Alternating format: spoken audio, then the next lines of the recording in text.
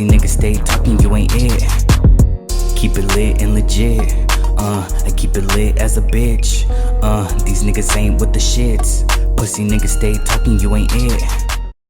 What up, y'all? It's Syx Lit, aka Big Lit Six in this bitch. And you know I'm finna get lit. I'm back with a new motherfucking episode. And I'm with a special fucking guest of mine. Who are you and where are you from?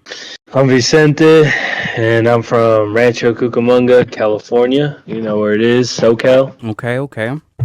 So, you want me to call you Vincent or Vicente? Whatever works. All right, so Vincent, I wrote down some questions for you and I'm going to ask you. Are you willing to answer or are you going to skip it? I'm going to answer. All right, honesty is the best policy, okay? All right, so number one is, what's one thing you were excited about today? Before I came onto this? Yeah. Yeah. Anything. I was pretty excited about, just opening up to people and just kind of letting me know my background, because I'm not your typical, reggaetonero. So I'd say I come from a different background, than most guys. I'm not in a very reggaeton hotspot, Yeah. So I'd say probably my outreach, and then just got recently a new publish, 24 Hip Hop did about me. So that was pretty exciting today. Wait, someone did like a thing about you? Yeah, a little article. Yeah, it was Rolling Hype and 24 Hip Hop. Yeah. Dude, that's sick. Congratulations. Thanks, appreciate it. Of course. All right, so number two is, if you can instantly master any skill, what would it be and why? Ooh, this one probably would have to do with my music stuff. I have my engineer, producer, shout out Munes.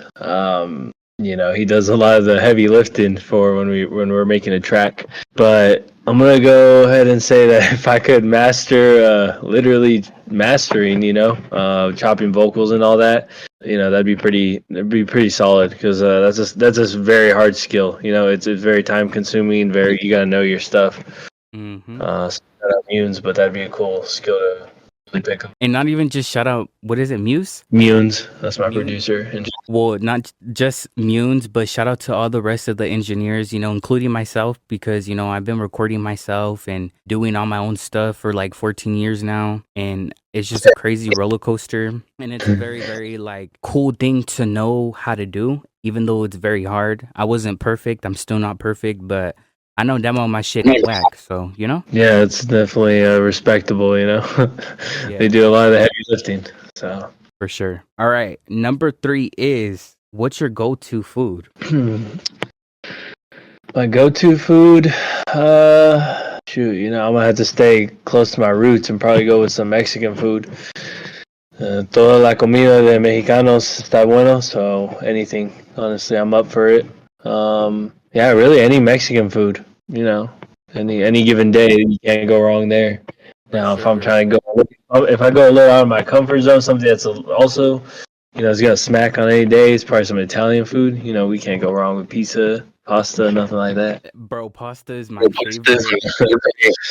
I love me some pizza too, so I can definitely relate to that. Especially after a good hangover. Well, I don't know about that because I don't be drinking, so. I mean, I do, for occasions, very important occasions, but other than that, no. I don't be going out. I'm like a homebody, private ass person. I don't like to tell people too much about myself, because people's opinions, and people start judging and shit. You know what I'm saying? So people prey on you down all the time. For sure.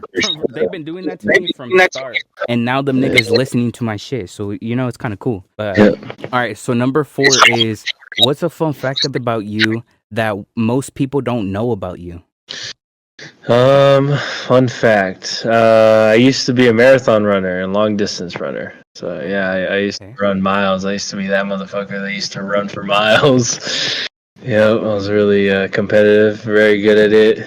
And then, I went down my career path, and then kind of branching off to the music industry now. So. And what's your experience? Because you, if it's okay with you, you do live in LA. So, I know you get more of a bigger opportunity than I would, because LA is the biggest city in California. It's a little, right. Yep. So, what was your experience like working with other SoCal artists? Like, did you ever go through like hiccups with them, and like, have you ever had a disagreement with somebody about it, like music wise, and stuff like that, or no? Yeah, so I mean, not necessarily in LA. I think people, artists in LA in our area, they kind of support each other. I have buddies that do country music. That are artists that do other types of genres. And we never really have issues. In fact, we're trying to collab. I think when you go overseas, when you meet guys on Instagram, when you make those connections. I had an issue with, I'm not gonna say his name, but I had an issue with the producer, out of the Oh, me country. too. Me too. Yeah, What's his you know, name? Let's do it on I, three. I can't do that because No, me yeah, either. we ended up working it out. We came out with some stuff. So, but a lot of the overseas producers and stuff that they drive a hard bargain, and then sometimes you realize you're a little bigger than them, and they're trying to still they're trying to I don't know, everyone's trying to make some money, everyone's trying to come out on top. So it's interesting when you're working with overseas guys. But as far as the area, everyone's pretty supportive. I don't think everyone's gonna be bumping your stuff, but everyone's pretty supportive. I'd say I don't have really many issues. I collab pretty well, and I got some collabs coming out for sure. Just trying to still establish myself as a solo right now. Yeah, for sure. Yeah, you gotta build your category first. Definitely come out with a lot of singles, at least about 10. And once you Yep. have like the 10th single out, then you should start working on albums. Because see, I started off doing mixtapes so I can really find myself. And Right.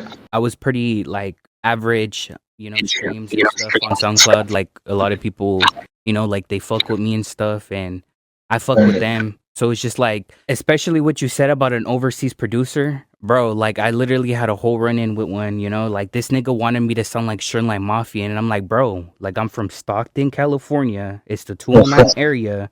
You're talking Yep. about a SoCal rapper. I'm not gonna rap like no SoCal nigga. You get what I mean? Like Yep. if you told me rap like E40, all right, I would respect it because that nigga's from the Bay. You know what I'm saying? Like it's the same Bay shit. Bay Area is different, and it really is kind of like that. I'd say in the industry, you got different styles, different flows from different area. For sure. Shout out Stockton. I know some guys up there. Shout out my people. Question 5 is, if you could visit any place, where would you go and why? I visit Italy. I've been there before when I was younger, and that place. I mean, it's still in my mind. It was beautiful. The vibes. It was one of those places that just really stuck out at me. But I think concerning my music, I kind of want to do. I do want to go to Colombia, Colombia? just because Okay. Me too. Colombia, it's one of those hotspots for reggaeton. And that's definitely some good outreach there. It's definitely a cool spot. I've heard in certain parts, but that's where some of the greatest hits have come out of. So I definitely want to go there too. Okay, I love that. I love that answer. All right. So number 6 is, what's the last show you binge watched and loved? Yeah, so I binge watched Daredevil, the 2017-2018 series before it was like discontinued or they canceled it because they revamped it this year. Big Marvel fan, so shout out all my Marvel fans out there. And it was actually really good. A little more, I thought it was gonna be some shows once you binge watch them they start repeating the storyline and same thing. But it was really good. Okay, I say anybody wants to watch it. I don't think it's a waste of time. So Okay. So now, finally, number 7 is, do you have a favorite childhood memory that makes you smile? man, that's a tough one.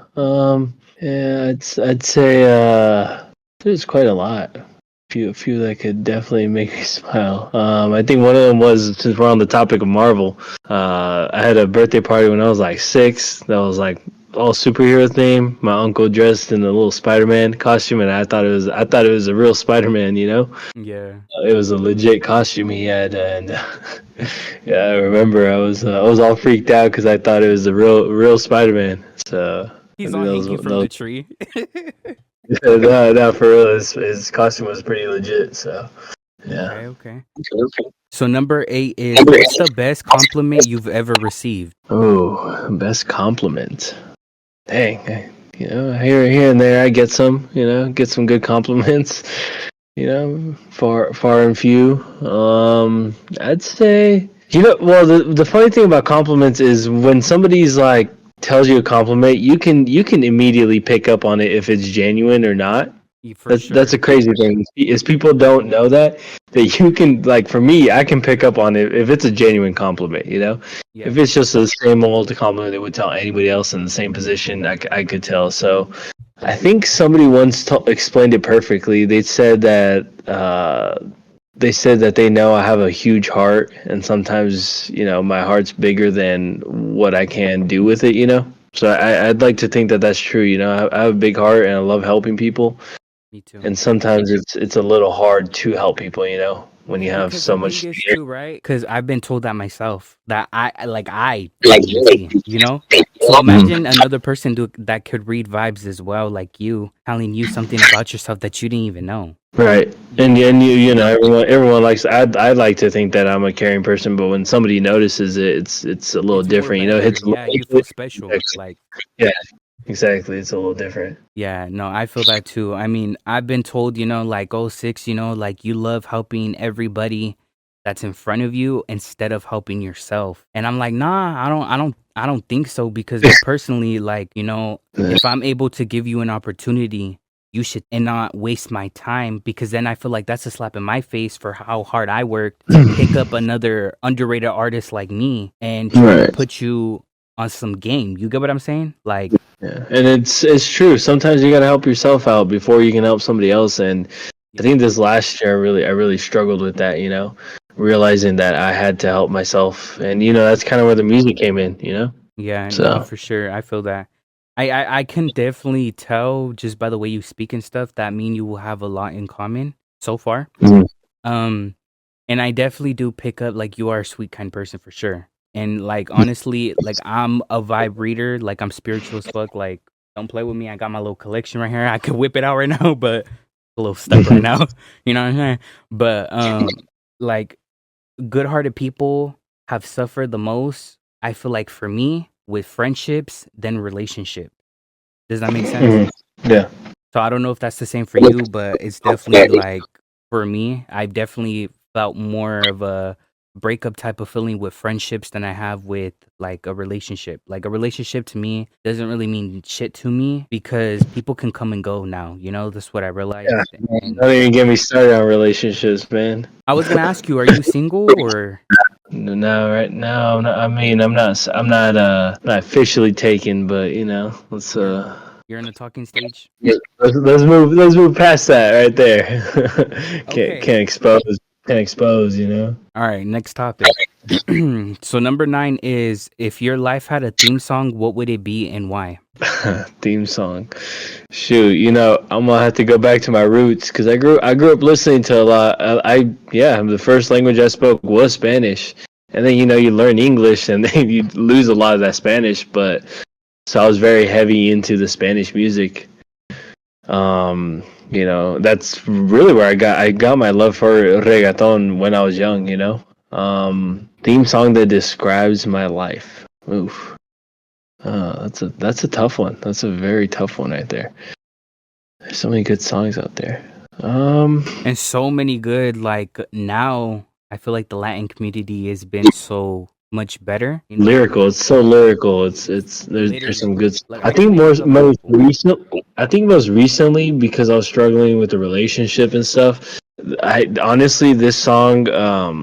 You listen to Raul Alejandro? Raw Alejandro, yeah. Yeah. So I think one of his songs, "Amar de Nuevo," Okay. that he released in his newest album, "Cosa Yeah. Nuestra." Mm-hmm. That song hits differently. It's very accurate. It's basically just talking about how he met someone that taught him how to love again. He lost hope for loving, and I feel like my last couple years have kind of been like that. Like you Yeah. just don't. So I think that would describe the later part of my life. As far as the early, shoot, it could be anywhere from Baby Shark, you know, to to freaking Gasolina, you know, like it's pretty wide variety. But I'd say Amar de Nuevo by Rao, shout out Rao. That one's pretty accurate for my life. Okay. I love that. Well, since we're kind of in the topic of Latin, artists, I definitely love listening to like spiritual artists, so like Caliuchis, Vicente Fernandez. I definitely grew up listening to him. That's my namesake right there. Yeah, I could tell. That's why I was like Vicente.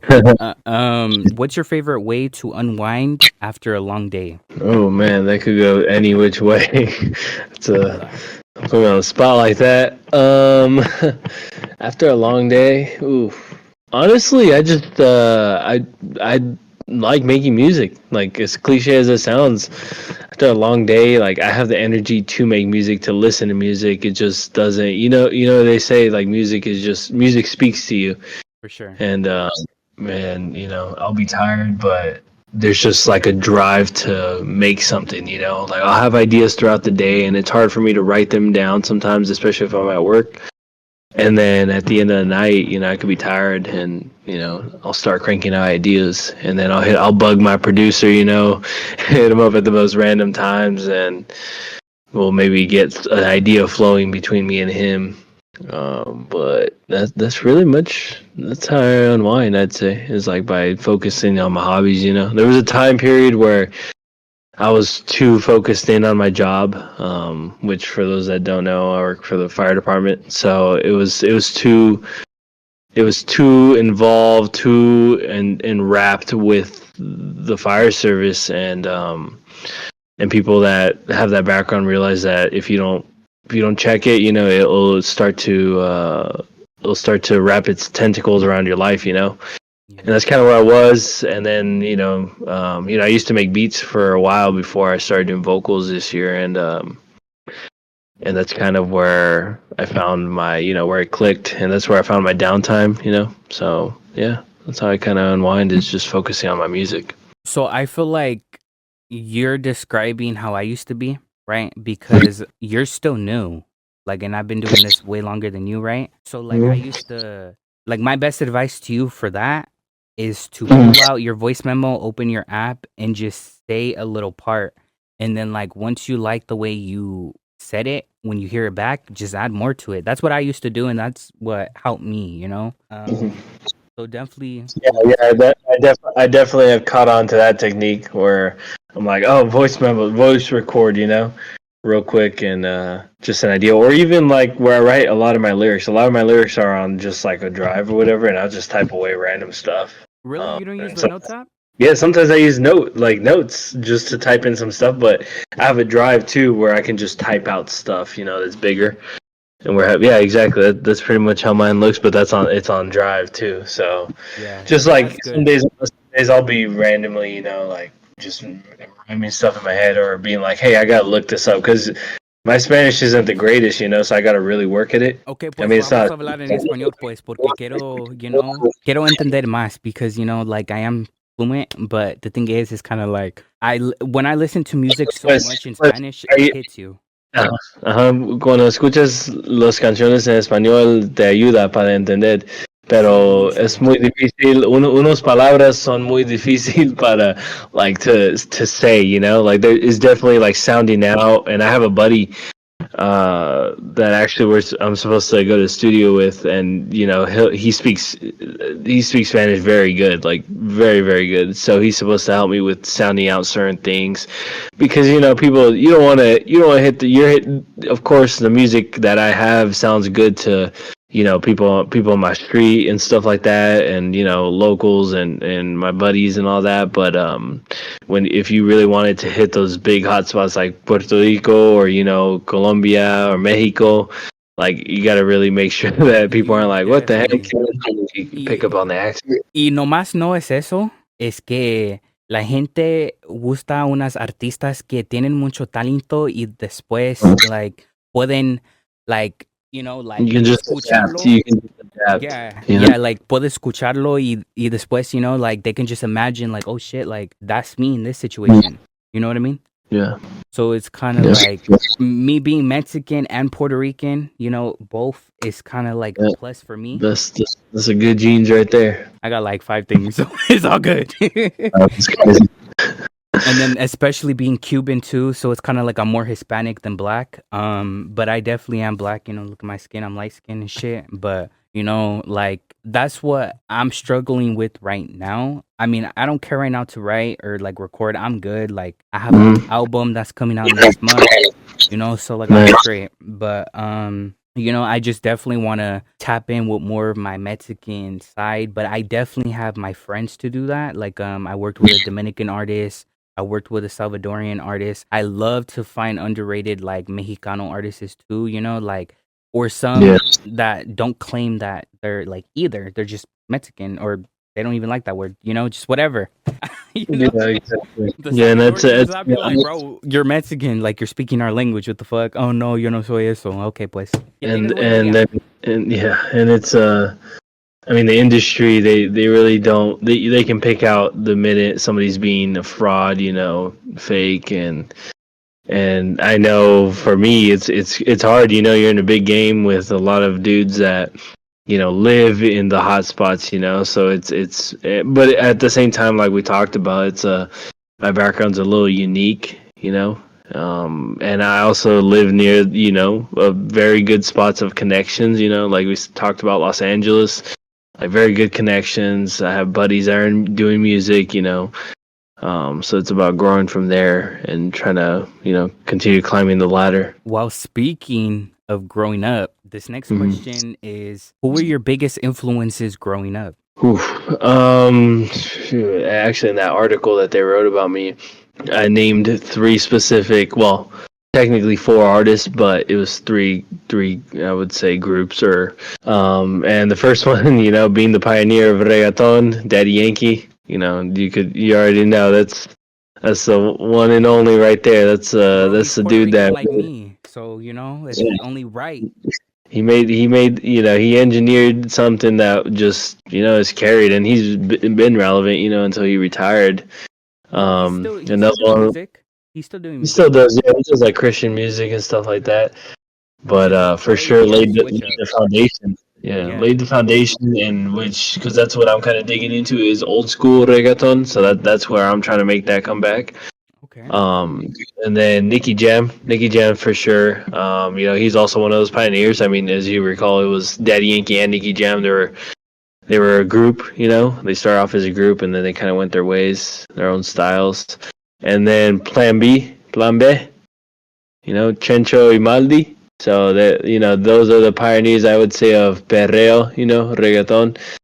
Every song by them smacks. So those heavy bass lines, and that's kind of what I'm mirroring my music after, bringing that old school stuff back. So I'd say a lot of my foundation is old school. No, for sure. So. I definitely feel like when I heard that little snippet on Instagram, I was like, there was a reason why you caught my attention. Right. Because I don't just go out and just start spamming shit, I feel like if I can fuck with your music, I'll just show you love, I'll follow you. Sometimes I feel kind of offended when I do follow people because I don't follow that many people, as you know. They don't follow me back, so I'm like, damn, that's kind of like fuck. But it's all good. I'll still show love, But, yeah, and I try to follow people that are gonna be, that it's not. I mean, people look at the following differently, I guess. But for me, I follow people that like, hey, even if they're very interactive with me and stuff, like I'm gonna follow them back. It's not a big deal. I don't like the people that like follow you and then just are inactive because it's like, why are you following me? Exactly. Like if you are you hating but you're following me, and because you want to hate more, like from the sidelines because you want to hate, and I deal with that every day. There's people that I know where the haters are. I know who they are. Like it's very obvious, blatantly obvious. They talk about you. They talk about you for sure behind your back, and but they won't say it to you or say it to your face. I'm the type of motherfucker where if I have an issue with you, I'm gonna tell you what I said. And if I appreciate that. If I tell your nigga some shit about you, If that nigga goes and repeats some shit and adds more than I didn't say, nigga, I'm gonna Yeah. say that right in front of you and him, because at the same And time, that's a big thing we all deal with, whether it's at work or even in this industry. People talk behind your back, but they won't say it to your face, or they'll spin it, you know. And that's honestly one of those things where I can respect somebody if they want to talk shit, like say it to my face. Don't go running around saying things, Charlie you know. motherfucking Sally and fucking Lola, like, oh, I feel this way about Syx, or I feel this way about Yeah. Vizente. Nigga, say that shit with your chest. If you're Yeah, sitting and there I to don't. talk I'm not shit, very, and as it is, I'm not very confrontational, you know. But I am. Sorry, you I know, am. I'm very yeah, direct. Like, one thing about it is I'm an adult, yes, but I can definitely like handle conversation, respectful conversation. If we can agree to disagree, that's fine. I wish yeah, you at the end of the day. we're all adults. It's Yeah. not a. But I don't definitely, really appreciate people like that, and yeah.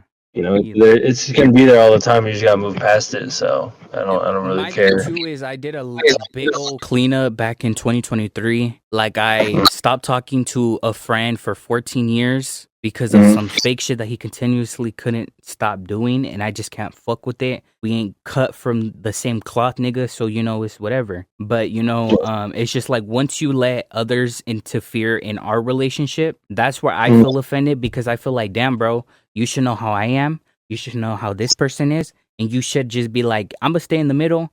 I fuck with you, but we just not Neutral. doing this. You know what I'm saying?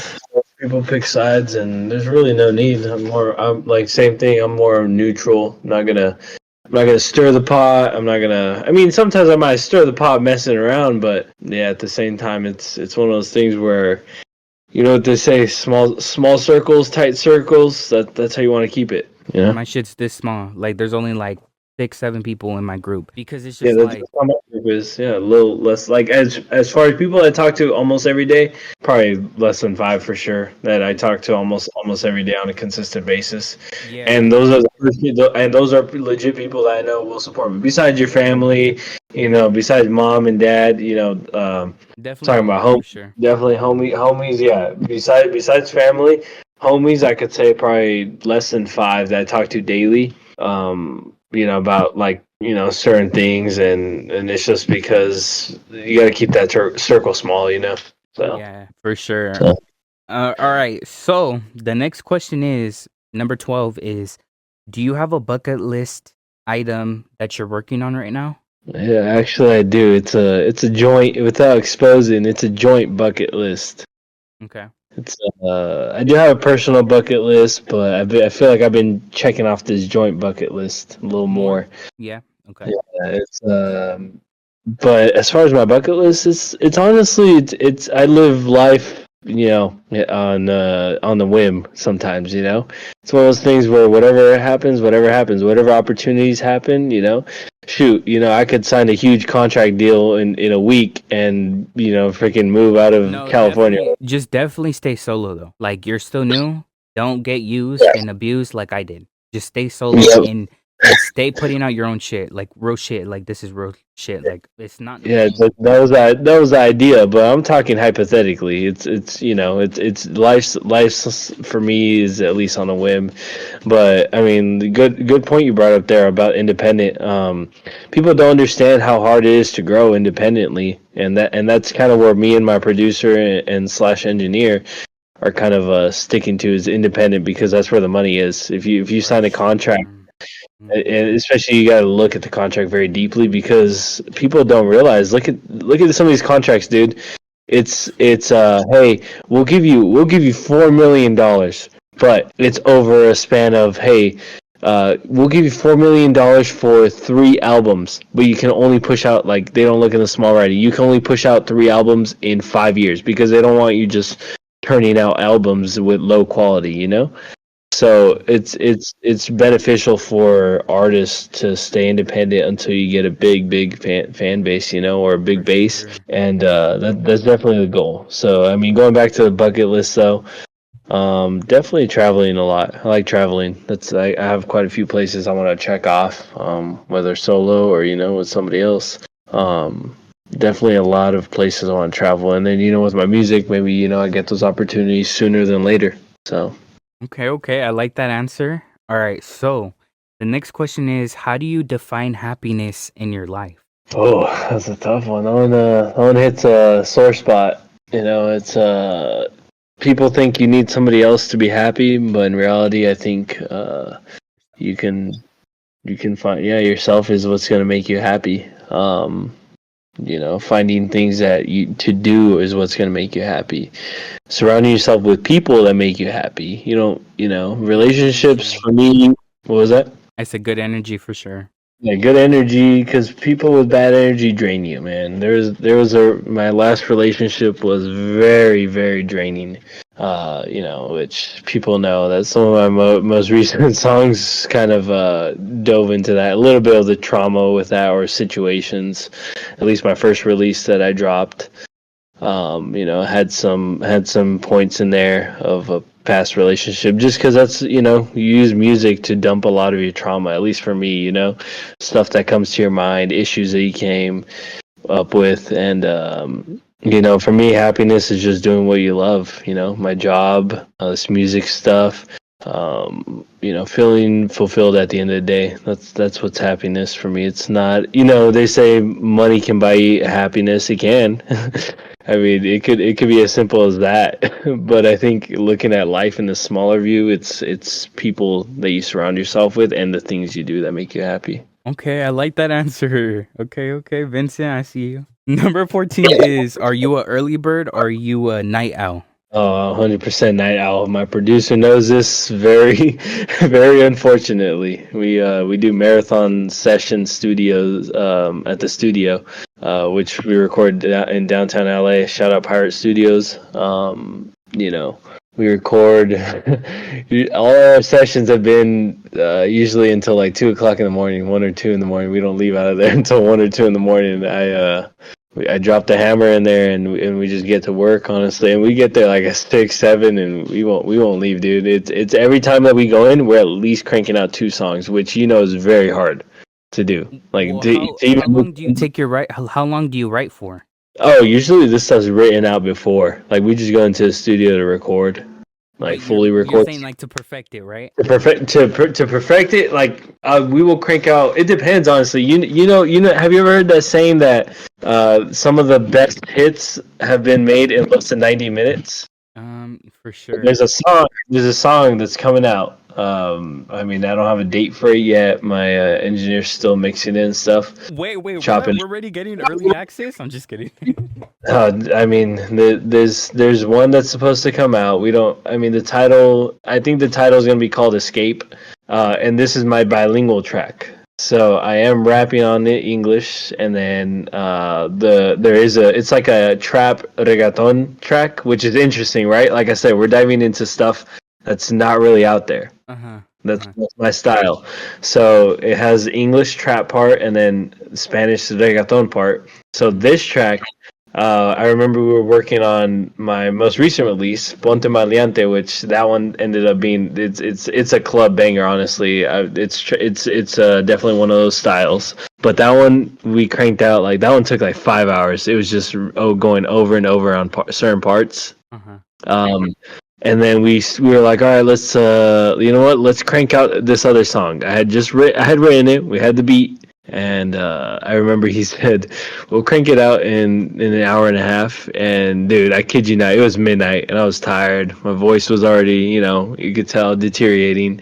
And I kid you not, we finished that thing before 1 o'clock in the morning. Like it was cranked out in less than an hour, and it's good. It's very good, actually. I'm excited to hear it. You definitely got to send me a little snippet. You know what I mean? Yeah, definitely will. Definitely will. All right. So number 15, do you like coffee or do you like tea? Oh, coffee. I'm a big coffee fanatic. Yep. Okay, Yep. iced or just Oh, it's either one, man. But the thing is, I love cold brews, but I also like just straight black coffee. do you like sunrise or do you like sunsets? Ooh, I the thing is, I've seen many, many sunsets, which means I'm up way too early. But if I'm seeing if I'm seeing a sunrise, the sunrise, it means I'm up way too early. If I'm seeing a sunrise, I'm usually not in a good mood. So I'll go with sunsets. And these females out there love sunsets. So All right. So done with this. Do you have any questions for me? Let's see. How long did it take you to perfect the engineering stuff? I know we talked about it earlier, but it's really hard. It really is. It's a lot of technicalities. I feel like I got better at engineering. I want to say mid 2021 to 22.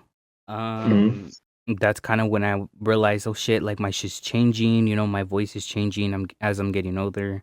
Because I was very, very, very insecure about my voice. But even though I still was putting shit out, and like people around me would bop it, or like I'll like my friends would be like, "Hey, I heard your song on live," and I'm like, "What the fuck? What live?" They're like, "Oh, on Uvo," and I'm like, "Oh, that's cool." And so you know, like definitely, like I want to say 5 years ago. Hmm. I think for me, it's the music's only gonna get better and bigger from here. That's the cool thing with the music industry is you're never really gonna just plummet. You know, at least at the beginning, you're always gonna keep going up. You're more listeners, more followers, more, and it's cool. That's kind of how I've been promoting my stuff. I've been heavy on the promoting stuff. People, like I said, we go Good. back to it, and music industry is a business to start with. You don't, I mean, we don't all want it to be because we like making the music, but it is a business, so you got to promote, you got to push stuff out there, and push music hard. So That was yeah, I think definitely it's one of only. my goals for this year, like to definitely promote myself more. Yeah, you got it. All right, do you have another question for me? Oh, nothing really off the top of my head right now. All right, well, thank you, Vicente. Vicente Music, guys. Go stream, go listen to it. Thank you so much for being on Keep It Lit and Legit. And make sure you guys go follow him. I'll make sure to put like in the link of the description. Go show love, you guys. Go listen. Lit Gang only. Lit Gang for life and shit. So just stay tuned for my music, my album. It's coming out next month. So sad, but it's the end of El Mas Raro era. So, thank you so much, guys, for listening. And do you want to sign out real quick? Yeah, Vicente, go stream Ponte Maleante. Celosa comes out next week, April 17th. And stay tuned. We got a lot more drops coming.